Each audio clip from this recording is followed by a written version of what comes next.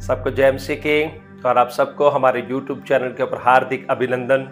प्रभु यीशु मसीह के नाम में हम आपको स्वागत करते हैं और हम धन्यवादी हैं कि आप लगातार हमें सपोर्ट कर रहे हैं, हमारी वीडियोस को देख रहे हैं और आपने हमारे चैनल को सब्सक्राइब किया है। आप हमारी वीडियोस को लाइक और शेयर कर रहे हैं। हृदय के गहराइयों से आपको धन्यवाद करते हैं और हम आपसे आशा करते हैं कि आप हमारी आने वाली वीडियोस को भी फुल देखें, वॉच करें और लोगों के साथ शेयर भी करें, ताकि हम परमेश्वर के वचन के सत्यों को लोगों तक और ज़्यादा पहुंचा सकें और सेवकों को और कलीसियों को मसीह के दूसरे आगमन के लिए तैयार कर सकें।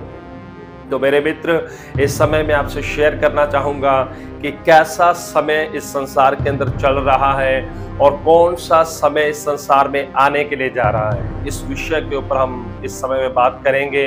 तो इससे पहले कि मैं आपसे ज़्यादा बात करूँ, मैं परमेश्वर के वचन यूहन्ना की किताब और उसका 17 अध्याय और 1 वचन में प्रभु यीशु मसीह जब कलवरी क्रूस के ऊपर जाने वाले थे तो उन्होंने कहा कि हे पिता, आप मेरी महिमा करें और अपने पुत्र को महिमा में प्रकट करें। तो मैं आपको बताना चाहूँगा कि माय डियर फ्रेंड्स, ये वो समय है कि जब परमेश्वर इस धरती के ऊपर अपने पुत्रों को प्रकट करने के लिए जा रहे हैं, क्योंकि ये समय आ चुका है कि ये पृथ्वी हटाकर एक नई पृथ्वी और एक नए आकाश को परमेश्वर स्थापित करने के लिए जा रहे हैं।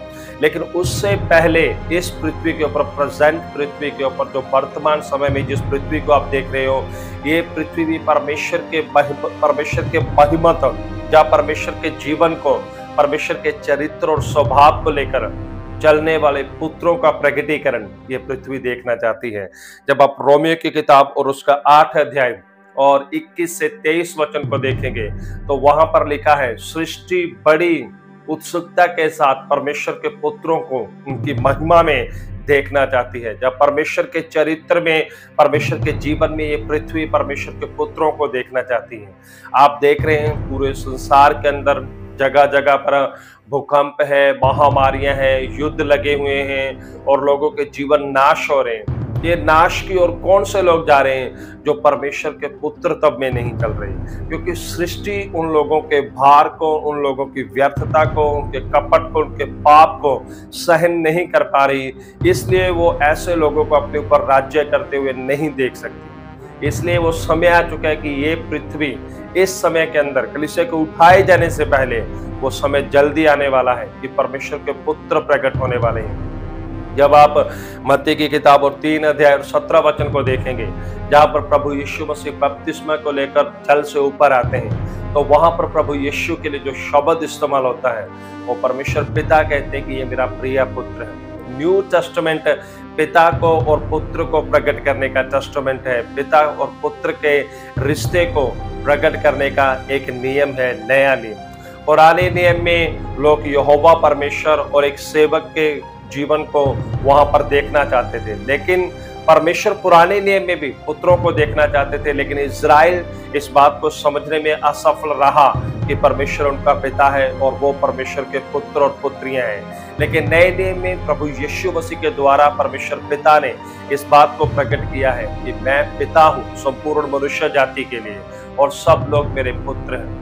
तो यीशु मसीह ने जब बैप्टिज्म लिया तो परमेश्वर पिता ने यीशु मसीह को एक सेवक के नाम से संबोधन नहीं किया, बल्कि उन्हें अपना अत्यंत प्रिय पुत्र कहकर संबोधन किया। और यीशु मसीह इससे पहले कि अपनी मिनिस्ट्री को शुरू करें, उन्होंने 30 साल तक परमेश्वर के सामने एक पुत्र का जीवन कैसा होना चाहिए, एक ऐसा जीवन जीकर परमेश्वर पिता को प्रसन्न किया है। और परमेश्वर पिता यीशु मसीह मिनिस्ट्री करे इससे पहले उनके जीवन से प्रसन्न हुए। ये बात बहुत बड़ी बात नहीं है कि आप कैसी और कितनी बड़ी मिनिस्ट्री को करने के लिए जा रहे हैं। ये एक बहुत बड़ी बात है कि आपका जीवन परमेश्वर पिता को एक पुत्र बनके कितना प्रसन्न कर रहा है। आप अपनी मिनिस्ट्री से ज्यादा अपने जीवन के ऊपर ध्यान दें कि आप परमेश्वर के प्रिय पुत्र की तरह इस धरती के ऊपर प्रकट हो, क्योंकि परमेश्वर पुत्रों को प्रकट करने के लिए जा रहे हैं। और मैं एक और खास बात के साथ इस संदेश को समाप्त करना चाहता हूँ। जब प्रकाशित वाक्य 21 अध्याय और 7 वचन में लिखा है, जब परमेश्वर नई पृथ्वी और नए आकाश को बनाएंगे, तो परमेश्वर पिता सेवकों के साथ करके वहां पर नहीं लिखा, परमेश्वर पिता अपने पुत्रों के साथ राज्य करेंगे और वो उनके पिता होंगे, वो उनके परमेश्वर होंगे।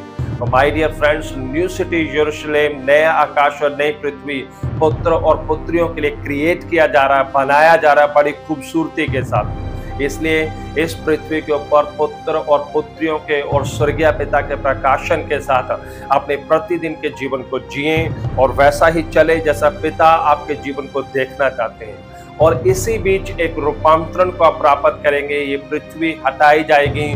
और जैसा पौलुस रोमियो 8 अध्याय के 22 वचन में कहता है और 23 में कहता है कि हमारी देह बदल दी जाएगी और हमें एक ऐसी देह दी जाएगी जो परमेश्वर के पुत्रत्व की संपूर्णता को धारण करेगी। और उसी समय प्रकाशित वाक्य 21 अध्याय 7 वचन, ये दोनों रोमियो 8 22 और 23 और प्रकाशित वाक्य 21 7 वचन एक साथ पूरे हो जाएंगे और परमेश्वर अपने पुत्रों की महिमा की संपूर्णता में उनके साथ अनंत काल के लिए रहेंगे। परमेश्वर आपको बहुत ऐसे ब्लेस करें। प्लीज इस वीडियो को शेयर करें। खुदावंद आपको ब्लेस करें।